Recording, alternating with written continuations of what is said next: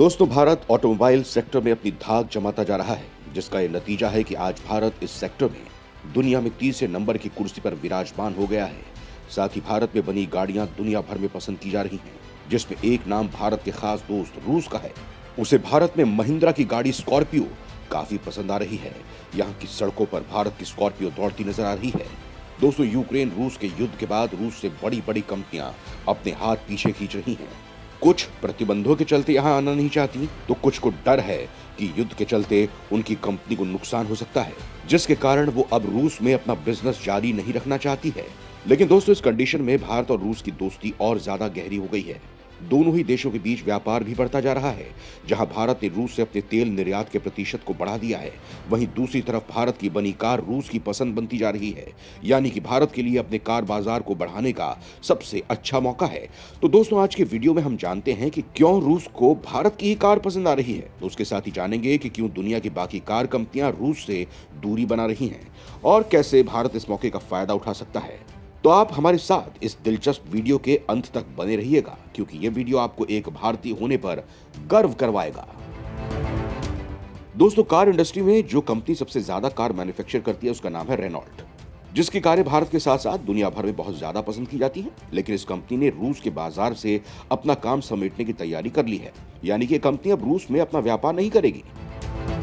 आपको बता दें कि ये रूस में अब तक की सबसे बड़ी मैन्युफैक्चरिंग कंपनी थी। इसका रूस के कार बाजार में करीब 50% तक कब्जा था, जो बहुत बड़ा आंकड़ा है। लेकिन अब कहा जा रहा है कि इस कंपनी ने अपने 68% हिस्सेदारी केवल 1 रूबल यानी कि 2 रुपए में बेच दी है, जिस पर यकीन करना मुश्किल है, क्योंकि कोई इतनी रकम में कोई डील करता नहीं है।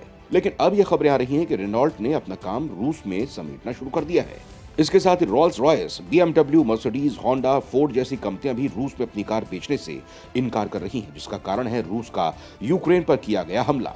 दरअसल इस युद्ध के चलते ये कार कंपनियां डर गई हैं। इस युद्ध की शुरुआत के साथ ही अमेरिका और पश्चिमी देशों ने रूस पर कई कड़े प्रतिबंध लगा दिए थे। इन्हीं प्रतिबंधों को लेकर अब ये कंपनियां भी डर गई हैं कि अगर उन्होंने यहाँ कार बेचना या मैन्युफैक्चर करना जारी रखा तो उनके लिए खतरा पैदा कर सकता है, और हो सकता है कि अमेरिका आने वाले वक्त में उन पर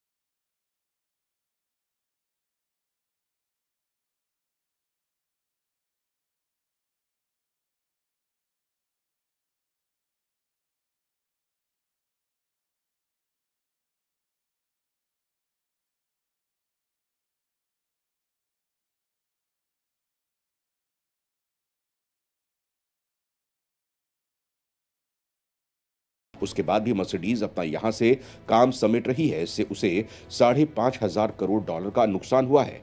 वहीं लैम्बोर्गिनी, जो फॉक्सवैगन का हिस्सा है, और पोर्श जैसा ब्रांड भी शामिल है, वो भी अब रूस में अपना बिजनेस जारी नहीं रखना चाहती है।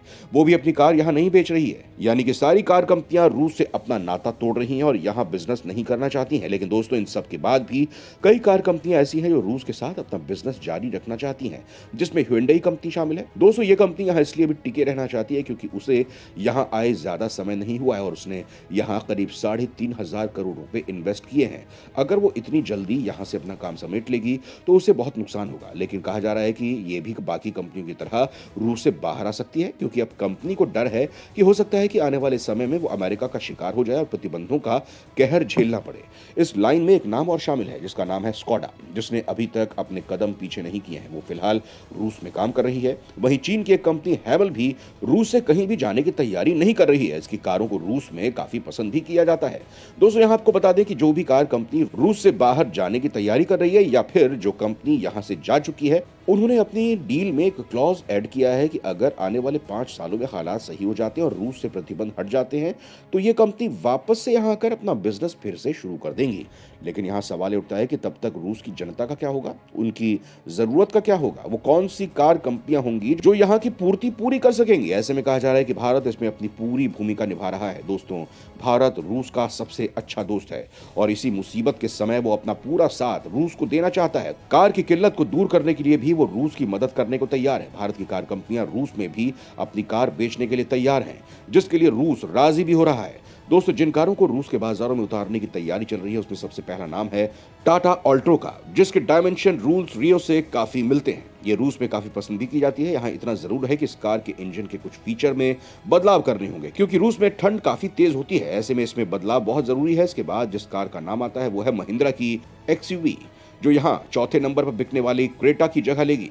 दोस्तों, भारत की महिंद्रा की एक्सयूवी बड़ी भी है और इसकी फीचर भी काफी ज्यादा है। वहीं रूस में सबसे ज्यादा बिकने वाली कार है रेनॉल्ट की डस्टर, जिसे टक्कर देने के लिए भारत की कार बोलेरो, महिंद्रा की स्कॉर्पियो, ये सभी कार डस्टर से काफी बेस्ट और काफी मजबूत भी हैं।